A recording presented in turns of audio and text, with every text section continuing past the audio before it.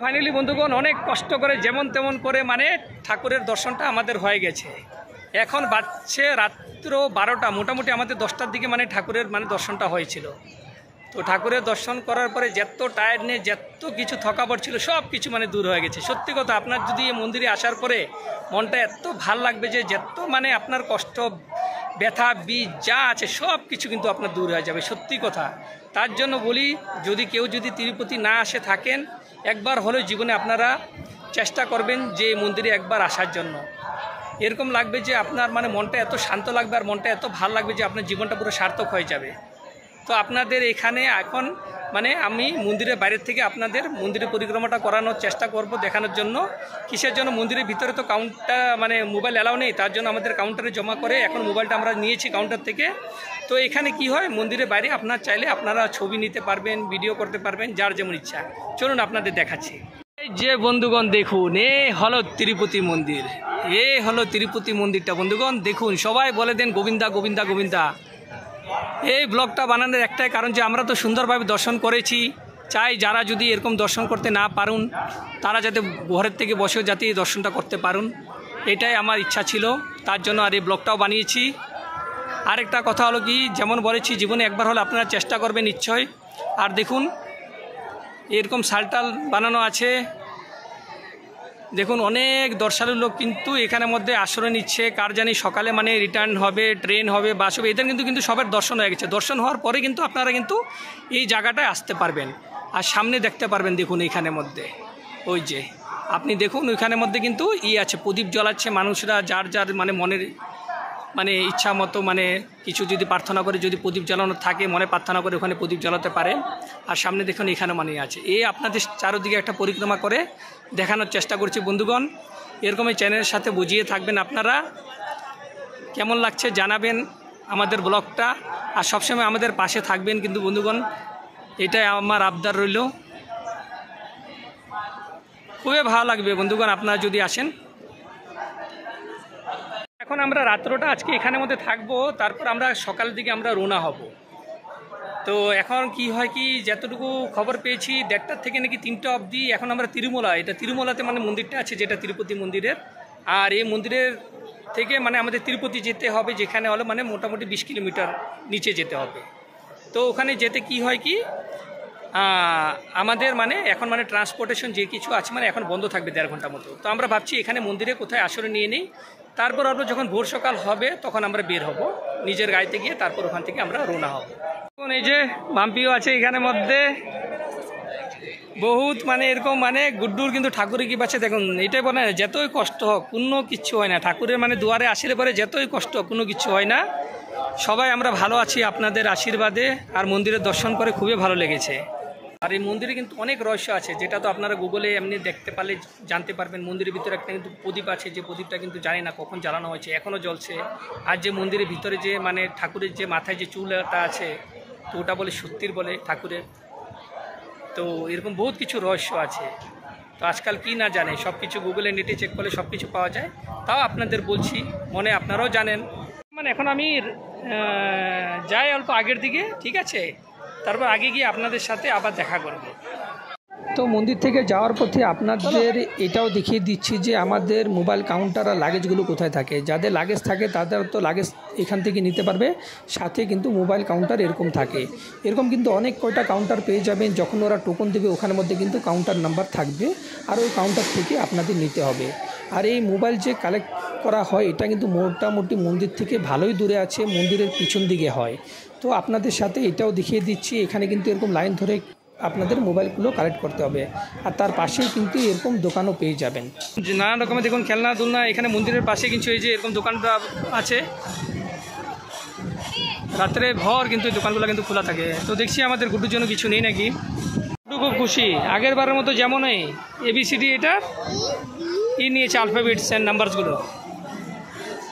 তো এখন যাই আগের দিকে, দেখি কিছু খাওয়া দাওয়ার ইচ্ছা আছে, রাত্রে তো অনেক হয়ে গেছে, দেখি হালকা ফুলকা কিছু পেলে আমরা খাবো। মানে দেখুন কত রকমের দোকান আছে এখানের মধ্যে, বাড়িতে নিয়ে যাওয়ার জন্য, সাজানোর জন্য নানান রকমের দোকান আছে। জানি অল্প ব্লগটা বড় হচ্ছে, দেখাচ্ছি অল্প কম করে আপনাদের চেষ্টা করব। এখন আমরা এটা নিয়েছি লেমন রাইস আর লেমন রাইসের সাথে হলো চাটনি, তার মধ্যে সাথে একটা দেখেন বড়ার মতো ভাজি বানিয়েছে। আর গুড্ডু এটা খাবে, আর এই যে মাম্পি তো আছে, ওদের জন্য 1 প্লেট নিয়েছি, বলছে 2 জনের হয়ে যাবে। কিসের জন্য আমরা ওখানে ওর জন্য যেতটুকু, কিন্তু রাত্র বেশি হয়ে গেছে না, তার জন্য আমরা বেশি খাওয়াবো না গুড্ডুকে। তো মন্দিরের ভিতরে যখন প্রসাদ দিয়েছিল ওখানে খেয়েছিল, তো তার জন্য 2 প্লেট নিয়েছি। দেখুন কেমন লাগছে দেখতে। তো আমরা খেয়ে নেই। যেখানে আমরা খেতে বসেছিলাম তার পাশে কিন্তু কীর্তন হচ্ছিল। এই কীর্তন কিন্তু রাতভর হতে থাকবে, আপনারা শুনুন, মনটা খুব ভালো লাগবে।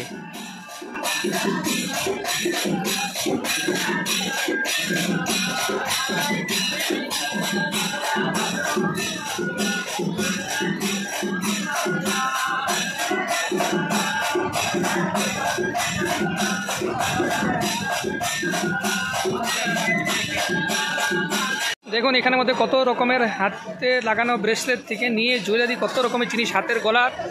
দেখুন মানুষজন এখনও যাচ্ছে, আস্তে আস্তে করে বের হচ্ছে। যার রাত্রে থাকার ইচ্ছা এখানে থাকছে, থেকে তখন বেরোবে। দেখুন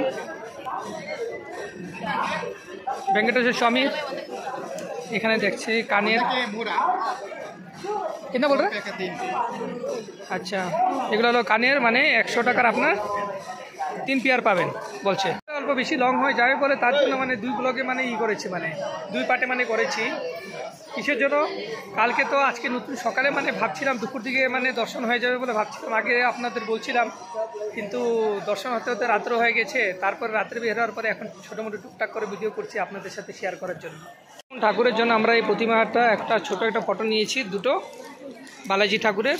তো আমাদের যে ঘরের মালিক আছে ওনাকে মানে দিব বলে ভাবছি। আগেও আসছিলাম যখন নিয়েছিলাম, তো গ্রামে গিয়ে তখন যার যার দেওয়ার ইচ্ছা ছিল ওদের দিয়েছিলাম। আপনার যদি চাই, যদি আপনার নিজের জন্য নিতে পারেন, আর যদি মন চায় কাউকে দেওয়ার জন্য ওদেরও দিতে পারেন। খুব সুন্দর কিন্তু একটা গিফট হবে কিন্তু এটা। তো আমরা এটা নিয়েছি। এত রাত্র হয়ে গেছে এখনও কিন্তু দোকানগুলো খুলো, কিন্তু দেখুন বাড়িতে নিয়ে যাওয়ার জন্য, তারপরে খাওয়া দাওয়ার হোটেল, এখানে নানান রকমের মানুষ। দেখুন একদম মেলার মতো। এখনও বলবে কেউ রাত্রে 1টা হয়েছে বলে, আগেও অনেক দোকান আছে এখানের মধ্যে।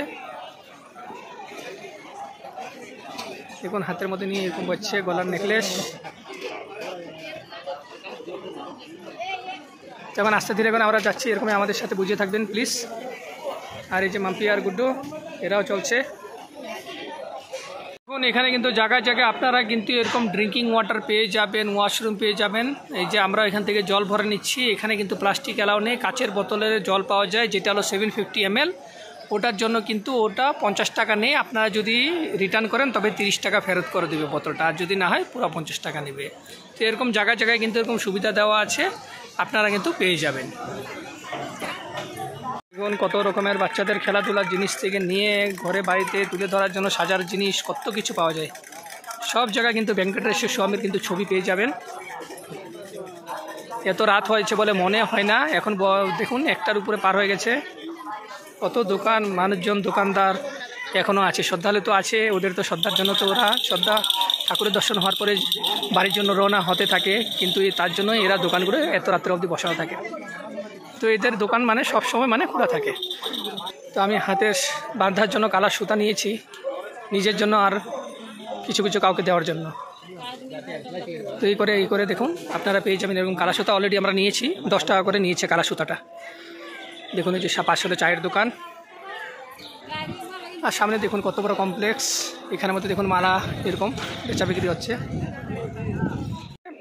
রাস্তায় যেতে যেতে পথে আগে তো এটা নিয়েছিলাম আলফাবিট, তারপর দেখুন ওয়াইল্ড অ্যানিমেলসের এই যে ডলগুলো নিয়েছে। ও তো এমনিও খুব ভালো পায়, যখন ওয়াইল্ড অ্যানিমেল যদি কিছু দেখায় খুবই পছন্দ করে। দেখুন এখানের মধ্যে আরও কি বেচা বিক্রি চলছে।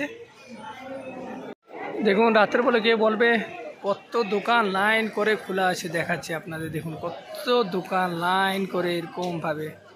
তা আসার পথে এই রাস্তায় আসছিলাম আমরা, তো আস্তে আস্তে করে ওরকমভাবে যাচ্ছি এখন। Good morning.